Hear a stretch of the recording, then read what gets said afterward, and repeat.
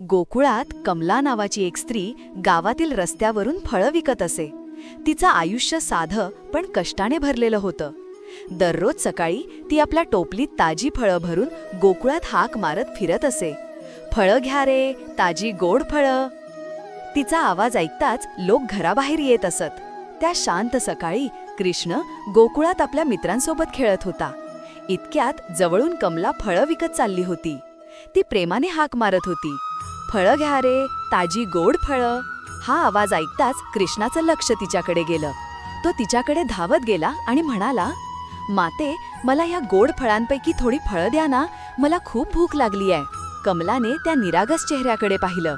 तिचं मन प्रेमाने भरून आलं. ती हसली आणि म्हणाली, देईन रे बाळा, पण बदल्यात काय देशील?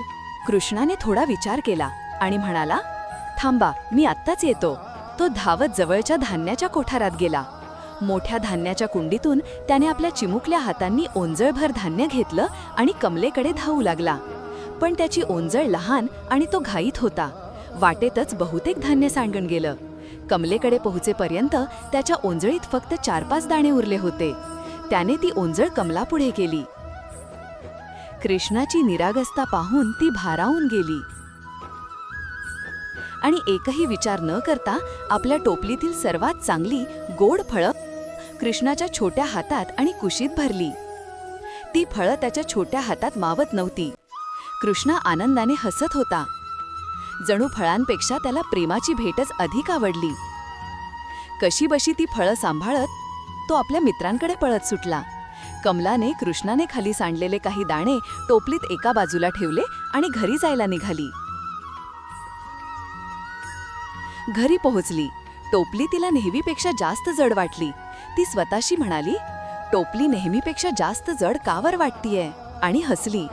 तिने टोपली खाली ठेवली. आश्चर्याने तिने टोपलीत पाहिलं. जिथे तिने ते दाणे ठेवले होते तिथे आता सर्व फळं सोन्याची झाली होती. टोपली तशीच, पण तिचं भविष्य एका क्षणात बदललेलं. कमलेच्या डोळ्यात पाणी आलं. तिला जाणवलं, हा चमत्कार त्या देव बाळाचा, कृष्णाचाच असू शकतो. जे प्रेमाने दिलं जातं ते देव 10 पट नव्हे 1000 पट करून परत देतो.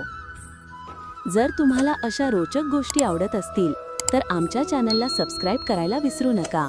धन्यवाद.